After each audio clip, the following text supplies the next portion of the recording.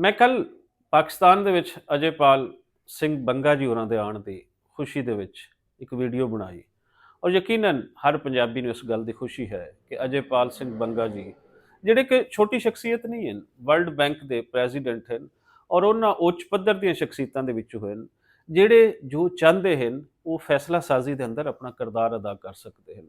ਉਹਨਾਂ ਅੱਗੇ ਜਿਹੜੀ ਮੈਂ ਦਰਖਾਸਤ ਕੀਤੀ, ਬੇਨਤੀ ਕੀਤੀ, ਅਪੀਲ ਕੀਤੀ, ਉਹ ਮੈਂ ਇਹ ਕੀਤੀ ਕਿ ਇਸ ਖਿੱਤੇ ਦੇ ਅਮਨ ਵਾਸਤੇ ਕੋਸ਼ਿਸ਼ ਹੋਣੀ ਚਾਹੀਦੀ ਹੈ। ਵੀਡੀਓ ਵਾਇਰਲ ਹੋਈ, ਉਹਦੇ ਵਿੱਚ ਬਹੁਤ ਸਾਰੇ ਲੋਕਾਂ ਦੇ ਕਮੈਂਟਸ, ਈਵਨ ਕਿ ਇਨਬਾਕਸ ਦੇ ਵਿੱਚ ਬਹੁਤ ਸਾਰੇ ਲੋਕ ਜਿਹੜੇ ਸਨ ਉਹਨਾਂ ਦੀ ਜਿਹੜੀ ਲੈਂਗੁਏਜ ਸੀ ਉਹ ਬੜੀ ਸਖਤ ਸੀ। ਇਸ ਦੇ ਅੰਦਰ ਮੈਨੂੰ ਉਹ ਚੀਜ਼ ਨਜ਼ਰ ਆ ਰਹੀ ਸੀ ਜਿਹੜਾ ਇੰਡੀਆ ਔਰ ਪਾਕਿਸਤਾਨ ਵੱਲੋਂ ਨਫ਼ਰਤੀ ਬਿਆਨੀਏ ਤੇ ਪਿਛਲੇ ਕੋਈ 76-77 ਸਾਲ ਲਾਏ ਗਏ ਹੈ।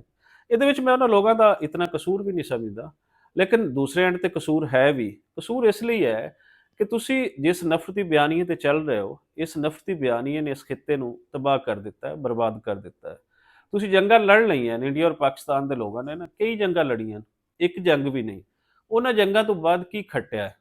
ਕੋਈ ਇਸ ਸਵਾਲ ਦਾ ਜਵਾਬ ਦੇ ਸਕਦਾ ਹੈ? ਕੋਈ ਬੰਦਾ? ਯਕੀਨਨ ਅਸੀਂ ਆਪਣੇ ਆਪ ਨੂੰ ਪਿੱਛੇ ਲੈ ਕੇ ਗਏ ਹਾਂ। ਔਰ ਯਕੀਨ ਮੰਨੋ, ਹਕੀਕਤ ਹੈ, ਇਹਨੂੰ ਕੋਈ ਇੰਡੀਆ ਪਾਕਿਸਤਾਨ ਦਾ ਕੋਈ ਬੰਦਾ ਮੰਨੇ ਜਾਂ ਨਾ ਮੰਨੇ, ਕਿ ਖੁਸ਼ਹਾਲੀ ਉੱਥੇ ਆਉਂਦੀ ਹੈ ਜਿੱਥੇ ਅਮਨ ਹੈ, ਟ੍ਰੇਡ ਉੱਥੇ ਹੁੰਦੀ ਹੈ ਜਿੱਥੇ ਅਮਨ ਹੈ, ਔਰ ਟ੍ਰੇਡ ਹੀ ਇਨਸਾਨੀ ਤਰੱਕੀ ਦੀ ਦੂਜੀ ਰਾਹ ਹੈ। ਟ੍ਰੇਡ ਹੀ ਇਨਸਾਨ ਨੂੰ ਉਸ ਬੁਲੰਦੀਆਂ ਤੱਕ ਲੈ ਕੇ ਜਾ ਸਕਦੀ ਹੈ ਜਿੱਥੇ ਭੁੱਖ ਮਿਟ ਸਕਦੀ ਹੈ, ਜਿੱਥੇ ਗਰੀਬੀ ਮਿਟ ਸਕਦੀ ਹੈ। ਇਸ ਤੋਂ ਇਲਾਵਾ ਨਾ ਇਹ ਦੁਆਵਾਂ ਦੇ ਨਾਲ ਗਰੀਬੀ ਜਾਂਦੀ ਜੇ, ਤੇ ਨਾ ਕਿਸੇ ਹੋਰ ਕੰਮ ਦੇ ਨਾਲ ਇਹ ਗਰੀਬੀ ਜਾਂਦੀ ਹੈ। ਸੋ ਇੰਡੀਆ ਪਾਕਿਸਤਾਨ ਦੇ ਅੰਦਰ ਗਰੀਬੀ ਮੁਕਾਣੀ ਹੈ, ਇੱਥੇ ਦੇ ਅੰਦਰ ਦਹਿਸ਼ਤਗਰਦੀ ਮੁਕਾਣੀ ਹੈ, ਤੇ ਫਿਰ ਸਾਨੂੰ ਅਮਨ ਦੀ ਰਾਹ ਵੱਲੇ ਆਉਣਾ ਪਏਗਾ। ਅਮਨ ਕੀ ਹੈ? ਜੰਗ ਦਾ ਰਸਤਾ ਛੱਡ ਕੇ ਆਪਸੀ ਮੇਲ ਵਰਤਣ ਦੇ ਨਾਲ ਹੈ, ਤਿਜਾਰਤ ਦੇ ਨਾਲ ਹੈ, ਲਿਟਰੇਚਰ, ਫਿਲਮ, ਇਹ ਸਾਰਾ ਕੁਝ ਐਕਸਚੇਂਜ ਕਰਨ ਦੇ ਨਾਲ ਹੈ, ਔਰ ਬੰਦੇ ਨੂੰ ਬੰਦਾ ਸਮਝਣ ਦੀ ਸੋਚ ਦੇ ਨਾਲ ਹੈ।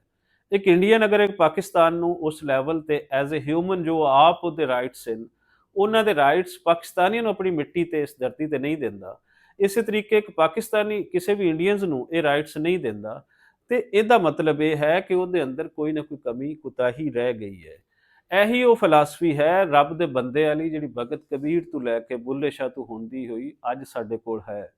ਅੱਜ ਅਗਰ ਅਸੀਂ ਦੇਖੀਏ ਤੇ ਅੱਜ ਵੀ ਉਹ ਨਫ਼ਰਤੀ ਬਿਆਨੀਆਂ ਮੌਜੂਦ ਹੈ। ਪੰਜਾਬ ਦੀ ਵੰਡ ਨੂੰ ਲੈ ਕੇ ਜਿਹੜੇ ਲੋਕ ਇਸ ਇਸ਼ੂ ਨੂੰ ਨਹੀਂ ਸਮਝਦੇ, ਬਾਰ-ਬਾਰ ਇਸ ਤੇ ਕ੍ਰਿਟਿਸਾਈਜ਼ ਕਰਦੇ ਹਨ ਜਦੋਂ ਵੀ ਅਸੀਂ ਪੰਜਾਬ ਦੀ ਵੰਡ ਦੀ, ਚੜ੍ਹਦੇ ਔਰ ਲਹਿੰਦੇ ਪੰਜਾਬ ਦੀ ਗੱਲ ਕਰਦੇ ਹਾਂ। ਸਿੱਖ ਕਮਿਊਨਿਟੀ ਇਸ ਦੇ ਵਿਚਕਾਰ ਇੱਕ ਵੱਡਾ ਰੋਲ ਜਿਹੜਾ ਪਲੇ ਕਰ ਰਹੀ ਹੈ ਜਾਂ ਕਰਦੀ ਹੋਈ ਮੈਨੂੰ ਨਜ਼ਰ ਆਉਂਦੀ ਹੈ। ਮੈਨੂੰ ਇਹਦੇ ਅੰਦਰ ਕੋਈ ਆਰ ਇਹ ਮਹਿਸੂਸ ਨਹੀਂ ਹੁੰਦਾ ਕਿ ਪੰਜਾਬੀ ਸਿੱਖ ਕਮਿਊਨਿਟੀ ਹੀ ਇਹਨਾਂ ਦੋਨਾਂ ਮੁਲਕਾਂ ਨੂੰ ਨੇੜੇ ਲਿਆ ਸਕਦੀ ਹੈ। ਉਹਦੀ ਇੱਕ ਮੇਨ ਵਜ੍ਹਾ ਹੈ ਕਿ ਪੰਜਾਬੀ ਹਿੰਦੂ ਹਿੰਦੀ ਦੇ ਨਾਲ ਔਰ ਹਿੰਦੀ ਜਿਹੜੀ ਇੱਕ ਆਈਡੀਆਲੋਜੀ ਸੀ ਉਸ ਦੇ ਨਾਲ ਜੁੜ ਕੇ ਬੈਠ ਗਿਆ। ਜਿਹੜਾ ਪਾਕਿਸਤਾਨੀ ਪੰਜਾਬੀ ਸੀ ਉਹ ਇੱਥੋਂ ਦੇ ਦੋ ਕੌਮੀ ਨਜ਼ਰੀਏ ਦੀ ਜਿਹੜੀ ਆਈਡੀਆਲੋਜੀ ਸੀ ਉਸ ਦੇ ਨਾਲ ਜੁੜ ਕੇ ਬੈਠ ਗਿਆ। ਪੰਜਾਬੀ ਦੀ ਫਿਲਾਸਫੀ ਨੂੰ ਅਗਰ ਕੋਈ ਲੈ ਕੇ ਚੱਲ ਰਿਹਾ ਹੈ, ਉਹਦੇ ਨਾਲ ਅਗਰ ਕੋਈ ਜੁੜਿਆ ਹੋਇਆ ਹੈ, ਤੇ ਉਹ ਫਿਰ ਬਾਕੀ ਸਿੱਖ ਪੰਜਾਬੀ ਹੀ ਬਚਦਾ ਹੈ। ਔਰ ਓਨਰਸ਼ਿਪ ਜਿਤਨੀ ਸਿੱਖ ਪੰਜਾਬੀ ਦੇ ਅੰਦਰ ਹੈ ਉਤਨੀ ਤੁਹਾਨੂੰ ਇਹ ਗੱਲ ਵਾਜ਼ੇ ਹੈ ਕਿ ਤੁਹਾਨੂੰ ਉਹ ਕਿਧਰੇ ਨਜ਼ਰ ਨਹੀਂ ਆਉਂਦੀ।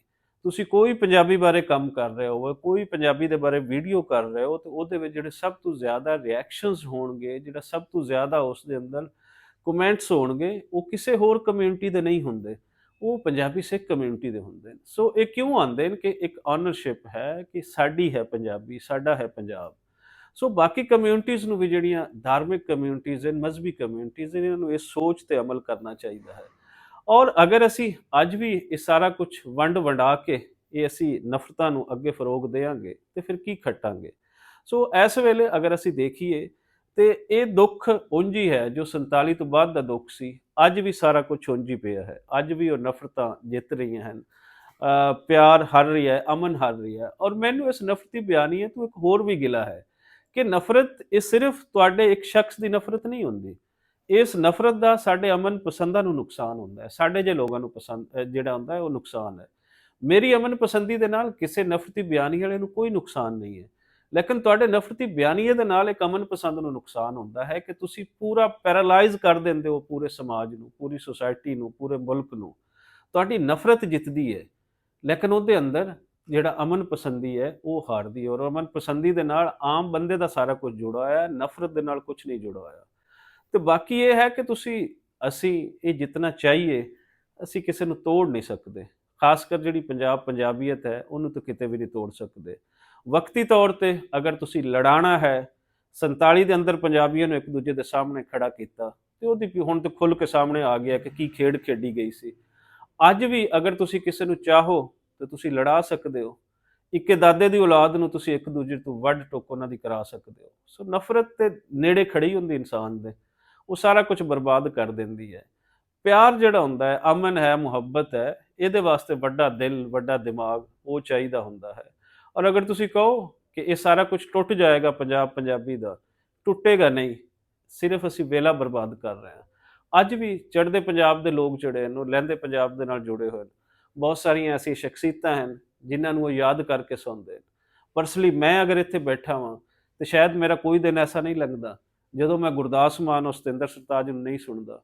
ਜਦੋਂ ਮੈਂ ਇੱਥੇ ਗੁੱਗੂ ਗਿੱਲ ਹੋਰਾਂ ਦਾ, ਅਮਰਿੰਦਰ ਗਿੱਲ ਹੋਰਾਂ ਦਾ, ਸ਼ਾਇਦ ਇੱਥੇ ਮੇਰੀ ਲਾਈਫ ਦੇ ਅੰਦਰ ਕੋਈ ਇੱਕ ਦਿਨ ਵੀ ਐਸਾ ਨਾ ਹੋਏ ਜਦੋਂ ਜ਼ਿਕਰ ਨਹੀਂ ਹੁੰਦਾ। ਚੜ੍ਹਦੇ ਪੰਜਾਬ ਦੇ ਦੋਸਤਾਂ ਦਾ ਕੋਈ ਦਿਨ ਐਸਾ ਨਹੀਂ ਜਦੋਂ ਉਹਨਾਂ ਦੇ ਨਾਲ ਗੱਲ ਨਹੀਂ ਹੁੰਦੀ, ਉਹਨਾਂ ਦੇ ਨਾਲ ਉਹਨਾਂ ਦਾ ਕੋਈ ਜ਼ਿਕਰ ਨਹੀਂ ਹੁੰਦਾ। ਇਹੀ ਗੱਲ ਕੋਈ ਅਮਰੀਕਾ ਦੇ ਅੰਦਰ ਪੰਜਾਬੀ ਬੈਠਾ ਹੈ, ਕੈਨੇਡਾ ਦੇ ਅੰਦਰ ਬੈਠਾ ਹੈ, ਆਸਟ੍ਰੇਲੀਆ ਦੇ ਵਿੱਚ ਬੈਠਾ ਹੈ, ਯੂਕੇ ਦੇ ਵਿੱਚ ਬੈਠਾ ਹੈ, ਉਹਨਾਂ ਦਾ ਕਨੈਕਸ਼ਨ ਪਾਕਿਸਤਾਨ ਦੇ ਨਾਲ ਹੈ, ਲਹਿੰਦੇ ਪੰਜਾਬ ਦੇ ਨਾਲ ਹੈ। ਇਹ ਕਨੈਕਸ਼ਨ ਚਾਹ ਕੇ ਵੀ ਨਹੀਂ ਤੋੜ ਸਕਦੇ। ਔਰ ਅਜੇਪਾਲ ਸਿੰਘ ਬੰਗਾ ਜੇ ਲੋਕ ਇਸ ਕਨੈਕਸ਼ਨ ਨੂੰ ਹੋਰ ਮਜ਼ਬੂਤ ਕਰ ਸਕਦੇ ਨੇ। ਇਹਨਾਂ ਦੋਨਾਂ ਮੁਲਕਾਂ ਦੇ ਵਿਚਕਾਰ ਜੋ ਨਫ਼ਰਤ ਹੈ ਉਸ ਨੂੰ ਘਟਾ ਸਕਦੇ ਨੇ। ਪੰਜਾਬੀਆਂ ਦੀ ਆਵਾਜਾਵੀ ਸੌਖੀ ਹੋ ਜਾਵੇ, ਟ੍ਰੇਡ ਵਧੇ, ਸਾਰਾ ਕੁਝ ਹੋਵੇ, ਅਮਨ ਪਸੰਦੀ ਆਵੇ, ਤੇ ਇਹਦੇ ਵਿੱਚ ਘਾਟਾ ਕੀ ਹੈ? ਮੇਰੇ ਖਿਆਲ ਦੇ ਵਿੱਚ ਘਾਟਾ ਤੇ ਕੋਈ ਨਹੀਂ। ਜੇ ਕੋਈ ਹੈ ਤੇ ਉਹ ਦੱਸ ਦੇਣਾ ਕਿ ਜੰਗ ਦੇ ਨਾਲ ਤੁਸੀਂ ਕੀ ਮੁਨਾਫਾ ਕਮਾ ਸਕਦੇ ਹੋ ਤੇ ਅਮਨ ਦੇ ਨਾਲ ਤੁਸੀਂ ਕੀ ਘਾਟਾ ਪਾ ਸਕਦੇ ਹੋ।